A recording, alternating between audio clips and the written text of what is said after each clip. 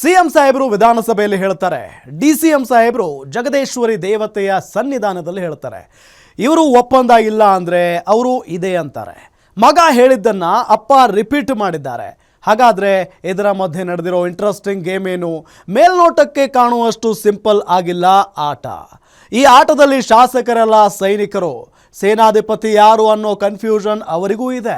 ಹಾಗಾದರೆ ಸಿದ್ದರಾಮಯ್ಯ ಅವರು ಹಂಗಾಮಿ ಕ್ಯಾಪ್ಟನ್ನ ಒಂದನ್ನಂತೂ ಕ್ಲಿಯರ್ ಮಾಡಿದ್ದಾರೆ, ನಾನೇ 5 ವರ್ಷ ಸಿಎಂ ಅಂತ. ಇದೇ ಈ ಹೊತ್ತಿನ ಗ್ಯಾರಂಟಿ ಸ್ಪೆಷಲ್, ನಾನೇ 5 ವರ್ಷ ಸಿಎಂ.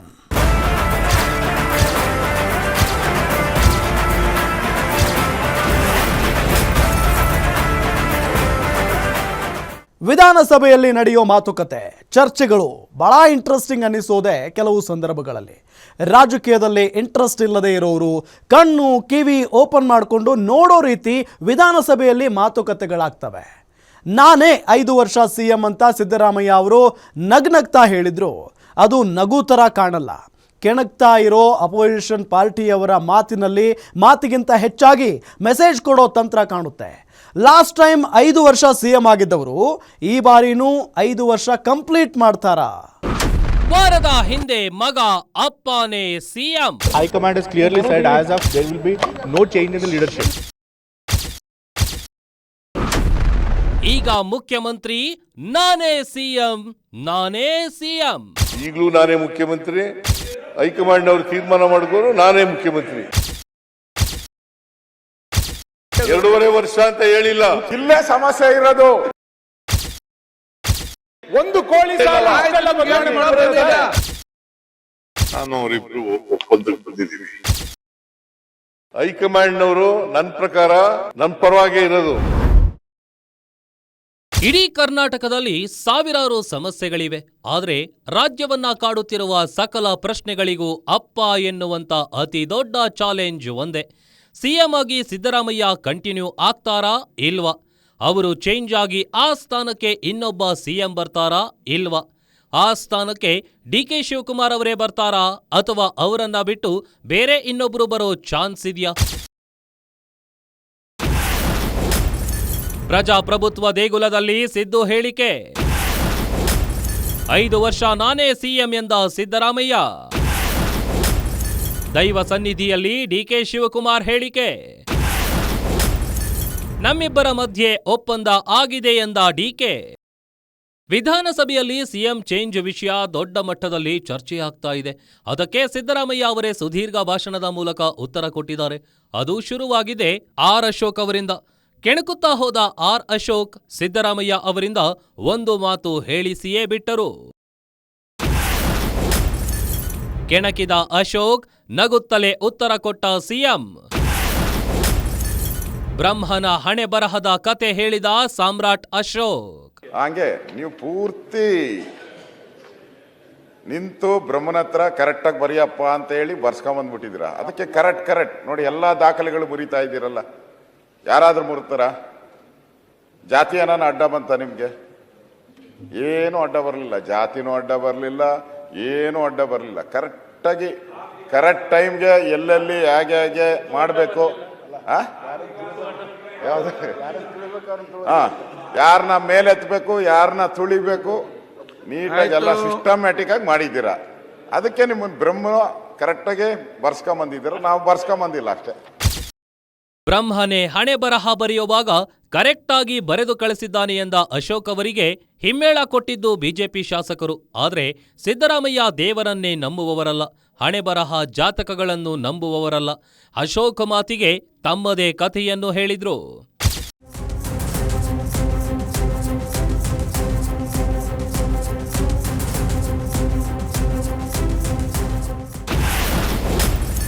ಲಾ ಓದು ಅಂತ ನನಗೊಬ್ಬನಿಗೆ ಬ್ರಹ್ಮ ಬರ್ದಿದ್ನ. ನಾನು ಹಣೆ ಬರಹದಲ್ಲಿ ನಂಬಿಕೆ ಇಟ್ಕೊಂಡಿಲ್ಲ. ಯಾರು ಬರೆದಿರೋ ಬ್ರಹ್ಮ ಬರೆದಿದ್ದಾರೆ. ಈಗ ನಮ್ಮ ಮನೆಯಲ್ಲಿ 6 ಜನ ಮಕ್ಕಳು ನಾವು. ನಮ್ಮ ಅಪ್ಪನಿಗೆ ನಮ್ಮಪ್ಪ ವಿದ್ಯಾವಂತ, ನಮ್ಮವ್ವ ಅವಿದ್ಯಾವಂತೆ. ಅವ್ರು ಯಾರು ಓದಿರಲಿಲ್ಲ. ನಾವು ಒಬ್ಬನೇ ಮನೇಲಿ. ನಮ್ಮ ಅಣ್ಣ 4ನೇ ತರಗತಿವರೆಗೂ ಓದಿದ್ದ. ಇನ್ನು ಉಳಿದವರೆಲ್ಲ ಯಾರು ಹೋಗ್ಲೇ ಇಲ್ಲ, ಶಾಲೆಗೆ ಹೋಗ್ಲಿಲ್ಲ.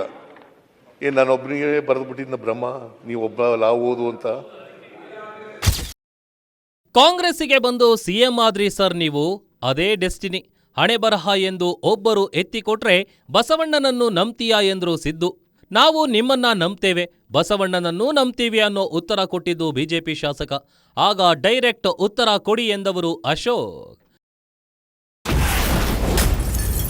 ಡೈರೆಕ್ಟ್ ಉತ್ತರಕ್ಕೆ ಡಿಮ್ಯಾಂಡ್ ಇಟ್ಟ ಅಶೋಕ್. ನಾನು ಅಶೋಕ ಮಾತಾಡುವಾಗ ಎದ್ದಿದ್ನ? ಅಲ್ಲ ಸರ್, ಫ್ರೀಯಾಗಿ ಮಾತಾಡ್ಬಿಡಿ ಸರ್, ಬಿಟ್ಬಿಟ್ಟಿದ್ದೀರಿ ನೀವು, ಸುತ್ತ ಹಾಕ್ಸ್ಬೇಡಿ. ಈ ಬಾಂಬೆ ಬಂತು, ಡೆಲ್ಲಿ ಬಂತು, ಅವಾಗಿಂದ ಆಗ್ತಾ ಇದ್ದೀರಾ ಪೂರ್ತಿ. ಅದಕ್ಕೆ ಡೈರೆಕ್ಟ್ ಆಗಿ ಬಂದ್ಬಿಡಿ, ಲ್ಯಾಂಡಿಂಗ್ ಬಂದ್ಬಿಟ್ಟು ಹೇಳ್ತಾ ಇದ್ದೀನಪ್ಪ. ಫ್ಲೈಟ್ ಟೇಕ್ ಆಫ್ ಮಾಡಿ ಉತ್ತರ ಕರ್ನಾಟಕದಾಗ ಲ್ಯಾಂಡ್ ಮಾಡಿ. ಆಯ್ತು ಅಶೋಕ, ನಾ ಮಾತಾಡಲ್ಲ, ಸುಮ್ಮನೆ ಕೂತಿದ್ದೀನಿ ನೋಡಿ. ಸರ್ ಮುನ್ನುಡಿನೇ ಇಷ್ಟು ಉದ್ದ ಆದ್ರೆ ಹೆಂಗೆ ಸರ್? ಮುನ್ನುಡಿನೇ ಇಷ್ಟು ಉದ್ದ ಆದ್ರೆ ಹೆಂಗೆ? ಹೆಂಗಾದ್ರೆ ಪಿಕ್ಚರ್ ಯಾವಾಗ ಇನ್ ಹೆಂಗೆ ನಾವು ಮುನ್ನುಡಿ ಎಲ್ಲ ಇದು ಅನ್ನೋ? ಈಗ ನೋಡಿ, ನಿಮಗೆ ಕೇಳಕ್ಕೆ ಇಷ್ಟ ಇಲ್ಲ. ಅಲ್ಲ ಇಷ್ಟ ಇಲ್ಲ, ನಾನು ತಿಂಡಿ ತಿಂದು ಮತ್ತೆ ಮುನ್ನುಡಿನೇ ಇನ್ನು ಸಬ್ಜೆಕ್ಟಿಗೆ ಬರ್ದಲೆ ಮುನ್ನುಡಿನೇ 25 ಪೇಜ್ ಆಯ್ತಲ್ಲ ಈಗ.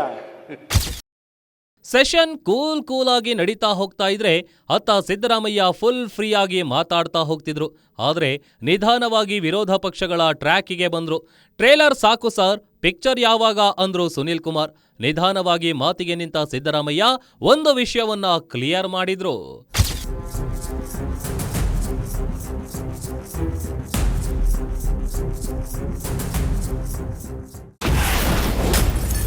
ಹೈಕಮಾಂಡ್ ನಮ್ಮ ಪರವಾಗಿದೆ ಎಂದ ಸಿದ್ದರಾಮಯ್ಯ.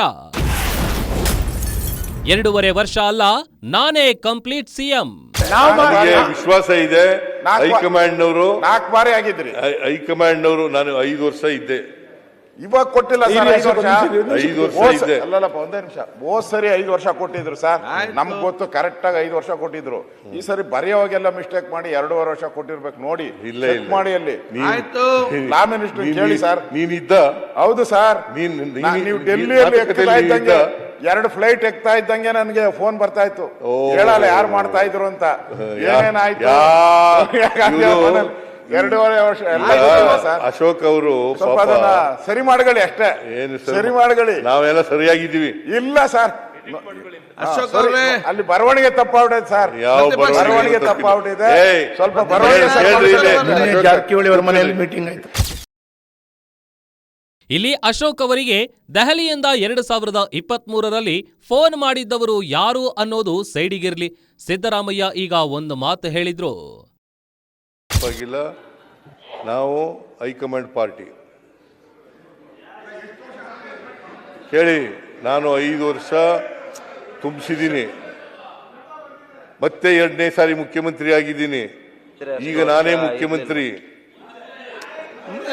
ಕೇಳಪ್ಪ, ಹೈಕಮಾಂಡ್ನವರು ನನ್ನ ಪ್ರಕಾರ ನನ್ನ ಪರವಾಗೇ ಇರೋದು. ಇಲ್ಲಿ ಪರ್ಫೆಕ್ಟ್ ಟ್ರ್ಯಾಕಿಗೆ ಬಂದ ಸಿದ್ದರಾಮಯ್ಯ ಅವರನ್ನ ಕೆಣಕುತ್ತಲೇ ಹೋದ್ರು ಬಿಜೆಪಿ ಶಾಸಕರು. ಇಲ್ಲಿ ಒಂದು ಸಮಸ್ಯೆ ಇದೆ ಎಂದ್ರು ಅಶೋಕ್. ಕೋಳಿ ಸಾರಿಂದ ಬದಲಾದ್ರ ಸಿಎಂ ಅಂದ್ರು ಸುನೀಲ್. ಇಲ್ಲೇ ಸಮಸ್ಯೆ ಇರೋದು. ಎಲ್ಲೂ ಸಮಸ್ಯೆ ಇಲ್ಲ. ಜಾತಕದಲ್ಲಿ ಸಮಸ್ಯೆ ಇದೆ. ಸಮಸ್ಯೆ ಸರಿ ಇಲ್ಲ, ಜಾತಕನೇ ಸರಿ ಇಲ್ಲ. ಸರ್ ಒಂದ್ ನಿಮಿಷ ಸರ್. ಮೊದಲು ಅಂದ್ರೆ ನೀವು ಹೆಂಗೆ ಬದಲಾಗ್ತಾ ಇದ್ದೀರಿ ಅಂತ ಒಂದೇ ನಿಮಿಷ.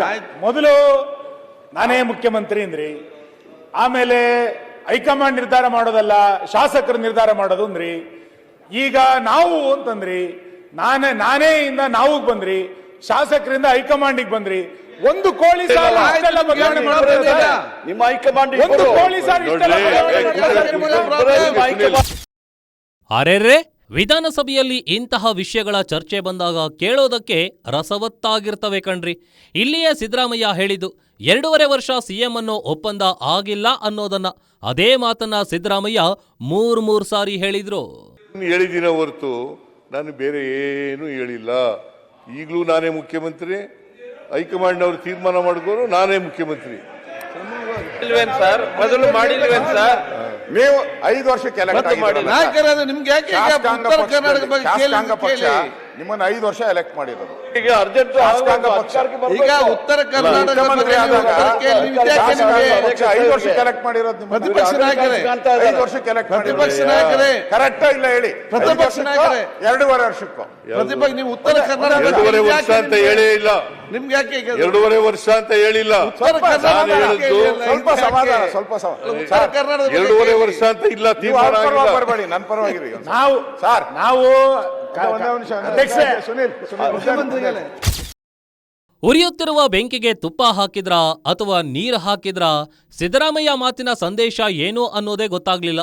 ಕಾಂಗ್ರೆಸ್ ಪಕ್ಷದ ವಿಚಾರ ನಿಮಗೇಕೆ ಎಂದ್ರು ಶಾಸಕರು. ಗದ್ದಲದ ಮಧ್ಯೆ ಸಿಎಂ ಮಾತಿಗೆ ಬ್ರೇಕ್ ಹಾಕೋ ಪ್ರಯತ್ನ ಮಾಡಿದ್ರು. ಮೇನ್ ಪಿಕ್ಚರ್ ಎಲ್ಲ ಇದೆಲ್ಲ ನಾನು ಮಾತಾಡೋದೆಲ್ಲ ಮೇನ್ ಪಿಕ್ಚರ್. ಸೈಡ್ ರೀಲ್ ಇಲ್ವೇ ಇಲ್ಲ. ಅನಗತ್ಯವಾಗಿ ಮಾತಾಡಿ ಗೊತ್ತೇ ಇಲ್ಲ ನನಗೆ. ಎಲ್ಲ ಅಗತ್ಯ ಇರ್ತಕ್ಕಂಥದ್ದನ್ನೇ ಹೇಳೋದು. ಸಿದ್ದರಾಮಯ್ಯ ಅವರದ್ದೊಂದು ಫೇಮಸ್ ಡೈಲಾಗ್ ಇದೆ, ನಿಮ್ಮಪ್ಪನ ಆಣೆ ನೀನು ಗೆಲ್ಲಲ್ಲ ಅಂದರೆ ಹಾಗೆ ಅನಿಸಿಕೊಂಡವರು ಗೆಲ್ತಾರೆ, ನಿಮ್ಮಪ್ಪನ ಆಣೆ ನೀನು CM ಆಗಲ್ಲ ಅಂದರೆ ಅಂಥವರು ಆಗ್ತಾರೆ. ಈ ಅಪ್ಪನಾಣೆ ಮಾತಿನ ಲಾಭ ಪಡೆದವರು ಇಬ್ಬರು. ಒಬ್ಬರು ಯಡಿಯೂರಪ್ಪನವರು, ಇನ್ನೊಬ್ಬರು ಕುಮಾರಸ್ವಾಮಿ. ಅವರ ಮಾತಿನಲ್ಲಿ ನಿಜಕ್ಕೂ ಅಂತ ಸ್ಪೆಷಲ್ ಪವರ್ ಇದೆಯಾ ಅದು ನಮಗೆ ಗೊತ್ತಿಲ್ಲ. ಈ ಬಾರಿ ಸಿದ್ದರಾಮಯ್ಯ ಅವರು ಇಷ್ಟೆಲ್ಲ ಹೇಳಿರೋದು ಪ್ರಜಾಪ್ರಭುತ್ವದ ದೇವಸ್ಥಾನ ಅಂತ ಕರೆಸಿಕೊಳ್ಳೋ ವಿಧಾನಸಭೆಯಲ್ಲಿ. ಆದರೆ ಇದಕ್ಕೆ ಉಲ್ಟಾ ಹೇಳಿಕೆ ಕೊಟ್ಟಿರೋದು DK ಶಿವಕುಮಾರ್, ಅದು ದೇವಿ ಜಗದೀಶ್ವರಿ ಸನ್ನಿಧಿಯಲ್ಲಿ. ನಿಮ್ಮಪ್ಪನಾಣೆ CM ಆಗಲ್ಲ ಅಂದ್ರೆ ಅದು ಸಿದ್ದರಾಮಯ್ಯ ಅವರೇ ಹೇಳಿದ್ರೆ ಅವರು ಖಂಡಿತ CM ಆಗ್ತಾರೆ ಅನ್ನೋ ಹೊರಗಿನ ಚರ್ಚೆಯು ಸದನದಲ್ಲಿ ಪ್ರಸ್ತಾಪ ಆಯಿತು. ನಿಮ್ಮಪ್ಪನಾಣೆ ಆಗಲ್ಲ, ಸಿದ್ದು ಹೇಳಿದ್ರೆ ಅದೃಷ್ಟ. ನಿಮ್ಮ ಅಪ್ರಾಣೆ ಬರಲ್ಲ. ಮಾತಾಡಬೇಡಿ ಈಗ. 5 ಮಂದಿ ಮುಖ್ಯಮಂತ್ರಿಗಳು ಮಾಡ್ರ ಅವರು. ನೀವು ಅಪ್ರಾಣೆ ಬರಲ್ಲ.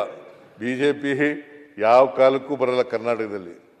ನಾವು 28ಕ್ಕೂ ನಾವೇ ಬರ್ತೀವಿ. ಆಮೇಲೆ ಸರ್ ಹಿಂಗೆ ಹೇಳಿದ್ರೆ ಕುಮಾರಸ್ವಾಮಿ ಅವರು ಮುಖ್ಯಮಂತ್ರಿ ಆದ್ರು. ಯಾವ ಕಾರಣಕ್ಕೂ BJP ಅವರು ಬರಕ್ ಸಾಧ್ಯನೇ ಇಲ್ಲ. ಯಡಿಯೂರಪ್ಪನವ್ರ ಸದಾ ಹೇಳ್ತಾ ಇದ್ರಿ, ಯಡಿಯೂರಪ್ಪನವ್ರ ಅಪೋಸಿಷನ್ ಲೀಡರ್ ಇದ್ರು, ಯಾವತ್ತು ನೀವು ಮುಖ್ಯಮಂತ್ರಿ ಆಗಲ್ಲ ಅದಕ್ಕೆ ಯಡಿಯೂರಪ್ಪ 5 ವರ್ಷ ತುಂಬಕ್ ಬಿಡ್ಲೇ ಇಲ್ಲ. ನೀವು 5 ವರ್ಷ ತುಂಬಿಸಕ್ ಹಂಗೆ ಹೇಳಿದ್ರಿ. ಕುಮಾರಣ್ಣ ಅವ್ರ ಮುಖ್ಯಮಂತ್ರಿ 5 ವರ್ಷ ತುಂಬಕ್ ಬಿಡ್ಲೇ ಇಲ್ಲ ನೀವು. ಇದೆಲ್ಲ ಬಿಡಿ, ವಿಧಾನಸಭೆಯಲ್ಲಿ ನಡೆದ ಮಾತುಕತೆ, ಗದ್ದಲ ಎಕ್ಸೆಟ್ರಾ ಎಕ್ಸೆಟ್ರಾ. ಆದ್ರೆ ವಿಧಾನಸಭೆಯ ಹೊರಗೆ DCM DK ಶಿವಕುಮಾರ್ ಅವರು ಸಿದ್ದು ಅವರ ಮಾತಿಗೆ ಕೊಟ್ಟ ಕೌಂಟರ್ ಇದೆಯಲ್ಲ, ಅದು ಬೇರೆಯದ್ದೇ ಕತೆ ಹೇಳ್ತು. ನಮ್ಮಿಬ್ಬರ ಮಧ್ಯೆ ಒಪ್ಪಂದ ಆಗಿದೆ ಎಂದ DK ಶಿವಕುಮಾರ್. ಹೈಕಮಾಂಡ್ ಕೂಡ ಒಪ್ಪಂದಕ್ಕೆ ಬಂದಿದೆ. ನಾನು ಯಾವತ್ತೂ ಅವರು 5 ವರ್ಷ ಇರಲ್ಲ ಅಂತ ಹೇಳಿಲ್ವಲ್ಲ. ಹೈಕಮಾಂಡ್ ಅವ್ರ ಪರ ಇಲ್ಲ ಅಂತ ಅವ್ರ ಹೈಕಮಾಂಡ್ ಇರೋದಕ್ಕೆ ಅವ್ರ ರಾಜ್ಯದ ಮುಖ್ಯಮಂತ್ರಿ ಆಗಿದ್ದಾರೆ. ಪಕ್ಷ ನಿರ್ಧಾರ ಮಾಡಿದ ಪ್ರಕಾರ ಅವ್ರು ಇದ್ದಾರೆ. ನಾನು ಅವರಿಬ್ರು ಒಪ್ಪಂದಕ್ಕೆ ಬಂದಿದ್ದೀವಿ. ಹೈಕಮಾಂಡ್ ಒಂದು ಒಪ್ಪಂದಕ್ಕೆ ತಂದಿದೆ. ಆ ಪ್ರಕಾರ ಇಬ್ರು ಮಾತಾಡಿದ್ದೇವೆ, ಇಬ್ರು ಅನೇಕ ಬಾರಿ ಹೇಳಿದ್ದೇವೆ. ಆ ಪ್ರಕಾರ ಇಬ್ರು ನಡ್ಕೊಂಡು ಹೋಗ್ತೇವೆ. ಈ ಟ್ವಿಸ್ಟ್ ಕೊಟ್ಟ ಹೇಳಿಕೆಗೆ ಅರೆರೆ ಹೌದಾ ಎನ್ನುವ ಸರದಿ ಕಾಂಗ್ರೆಸ್ ಮತ್ತು ಬಿಜೆಪಿ ಶಾಸಕರದ್ದು. ಸಿದ್ದರಾಮಯ್ಯ ವಿಧಾನಸಭೆಯಲ್ಲಿ ಹೇಳಿದ್ದು ನಿಜಾನ? DK ಶಿವಕುಮಾರ್ ದೈವ ಸನ್ನಿಧಿಯಲ್ಲಿ ಹೇಳಿದ್ದು ನಿಜಾನ?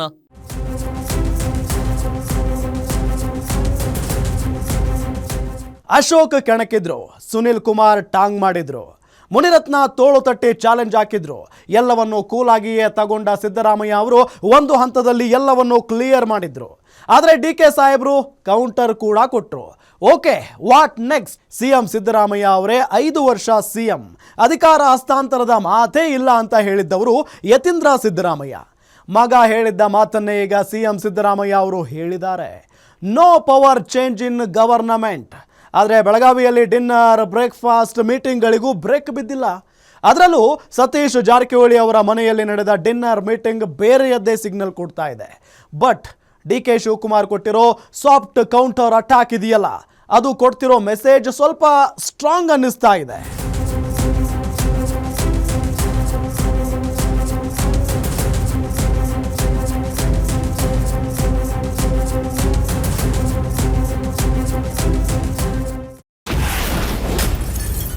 ವಾರದ ಹಿಂದೆ ಪದೇ ಪದೇ ಹೇಳಿದ್ದರು ಯತೀಂದ್ರ. ಈಗ ಸಿದ್ದರಾಮಯ್ಯ ಕ್ಲಾರಿಫಿಕೇಶನ್, ಅದೇ ಉತ್ತರ. CM ರನ್ನ ಮೊದಲಿಗೆ ಕೆಣಕಿದವರು ಮುನಿರತ್ನ.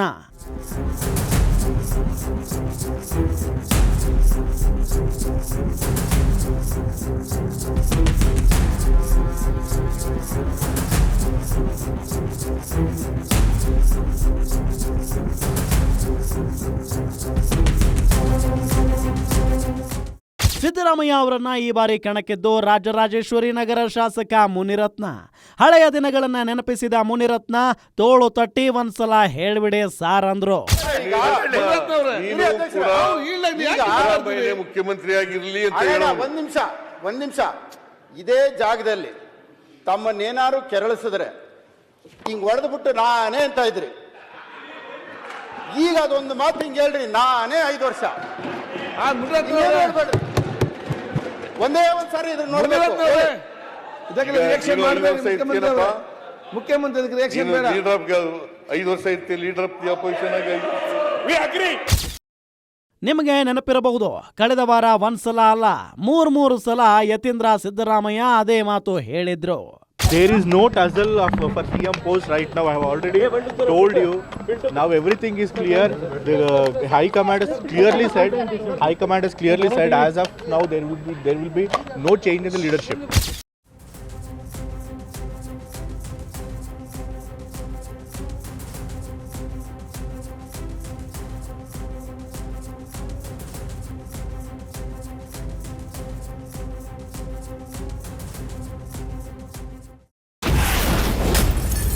ಯತೀಂದ್ರರ ಮಾತಿಗೆ ರೊಚ್ಚಿಗೆದ್ದಿತ್ತು ಡಿಕೆ ಟೀಮ್. ಸಿದ್ದು ಮಾತಿಗೆ ಈಗ ಏನ್ ಹೇಳುತ್ತೆ ಡಿಕೆ ಬಳಗ?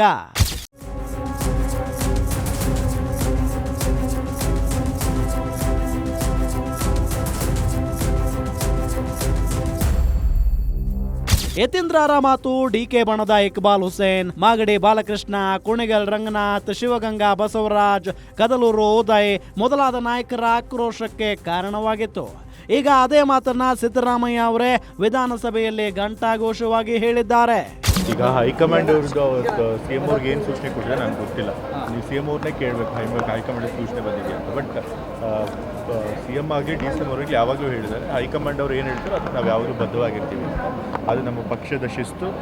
CM ಅವರು ಕೂಡ ಪಕ್ಷದ ಶಿಸ್ತನ್ನು ಯಾವಾಗ ಕೂಡ ಪಾಲಿಸ್ಕೊಂಡು ಬಂದಿದ್ದಾರೆ. ಅವರು ಹಲವಾರು ಬಾರಿ ಹೇಳಿದರೆ ಹೈಕಮಾಂಡ್ ಏನು ಹೇಳ್ತಾರೋ ಹಾಗೆ ಅದನ್ನೇ ಪಾಲಿಸ್ತೀವಿ ಅಂತ ಹೇಳಿ. ಗೊತ್ತಿಲ್ಲ ಅವ್ರೇನು ಹೇಳಿದ್ದಾರೆ, party high command will decide about that ಅಂತ ಮುಖ್ಯಮಂತ್ರಿಗಳು ಮೊದಲಿಂದ ಹೇಳ್ತಾ ಬಂದಿದ್ದಾರೆ. ಪಕ್ಷದ ವರಿಷ್ಠರು ತೀರ್ಮಾನ ಮಾಡ್ತಾರೆ. ಈಗ ಮಾಧ್ಯಮದವ್ರು ತಾವೇ ನನಗೆ ಹೇಳ್ತಾ ಇದ್ದಾರೆ, ಮಾನ್ಯ ಮುಖ್ಯಮಂತ್ರಿಗಳು ಅದನ್ನು ಹೇಳಿದ್ದಾರೆ ಅಂತಂದ್ರೆ ಅದ್ರ ನಂತರ ಮಾತನಾಡೋದು ಅದು ಒಳ್ಳೇದಲ್ಲ ಅಂತ ಯಾವುದೂ ಇಲ್ಲ. ಈಗಾಗಲೇ ಹೇಳಿದ್ರಲ್ಲ, CM ಅವ್ರೇನು ಹೇಳಿದ್ರಂತ ಒಳಗಡೆ 5 ವರ್ಷ ಇತ್ತು ಅಂತ ಹೇಳಿದಾರಂತ ಹೇಳಿದ ಮ್ಯಾಗ ಮತ್ತೆ ನಾವು ಚರ್ಚೆ ಮಾಡೋದು ಅವಶ್ಯಕತೆ ಇಲ್ಲ. ಈಗ ಬಹಿರಂಗವಾಗಿ 10 ಸಲ ಇರ್ಬೋದು ಹೇಳೋದು. ಈ ಬಾರಿ ಅನುಮಾನಕ್ಕೆ ಆಸ್ಪದ ಇಲ್ಲ. ಈ ನಡುವೆಯೇ ಬೆಳಗಾವಿಯಲ್ಲಿ ಡಿನ್ನರ್ ಮೀಟಿಂಗ್ಗಳು ಜೋರಾಗಿ ನಡೀತಿವೆ.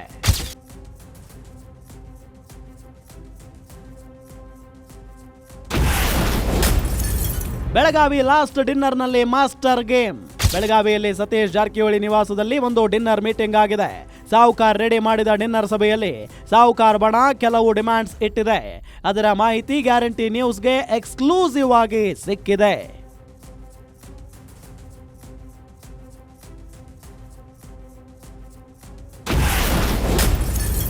ಸಾಹುಕಾರ್ ಮನೆ ಡಿನ್ನರ್ ಡಿಮ್ಯಾಂಡ್: ಯಾವುದೇ ಕಾರಣಕ್ಕೂ CM ಸ್ಥಾನ ತೊರೆಯಬೇಡಿ.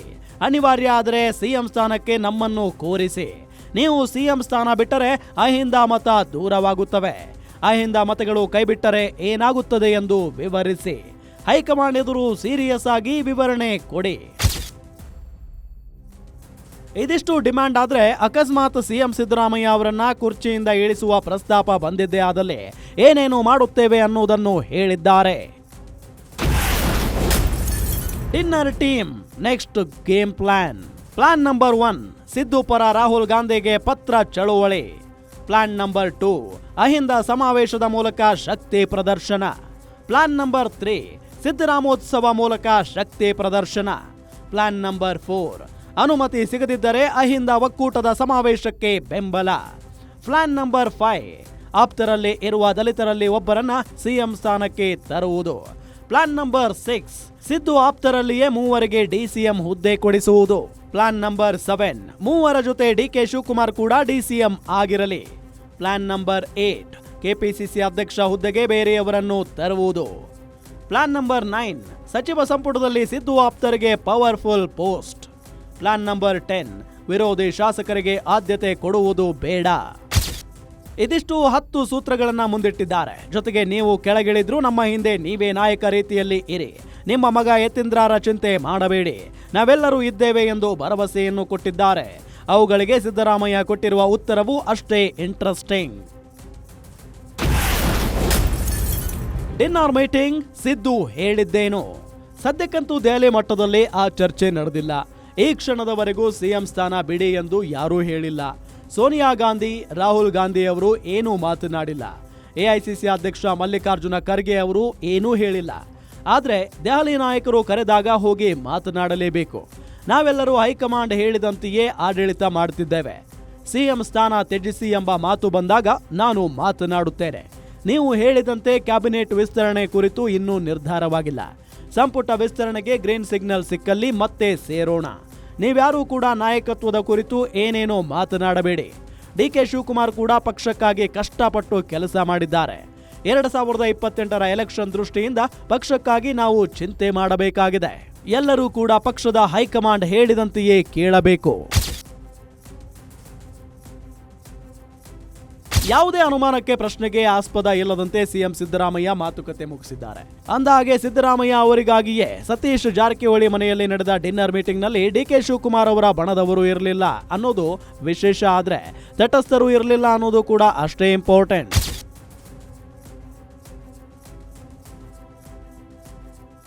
ಹೇಳಿದ್ದು ಸುಳ್ಳಾಗಬಹುದು, ನೋಡಿದ್ದೂ ಸುಳ್ಳಾಗಬಹುದು. ನಿಧಾನಿಸಿ ಯೋಚಿಸಿದಾಗ ನಿಜವೂ ತಿಳಿಯುವುದು ಅನ್ನೋದು ಹಳೆ ಫೇಮಸ್ ಹಾಡು ಮತ್ತು ಗಾದೆ. ಸದ್ಯಕ್ಕಂತೂ ಯಾವುದೂ ಸತ್ಯ ಅಲ್ಲ, ಜಸ್ಟ್ ಡೆವಲಪ್ಮೆಂಟ್ ಮತ್ತು ತಂತ್ರಗಾರಿಕೆ. ನಿಜವಾದ ಸುದ್ದಿ ತಿಳ್ಕೋಬೇಕು ಅಂತಂದ್ರೆ ನೋಡ್ತಾ ಇರಿ ಗ್ಯಾರಂಟಿ ನ್ಯೂಸ್. ಸುದ್ದಿ ಖಚಿತ, ನ್ಯಾಯ ನಿಶ್ಚಿತ.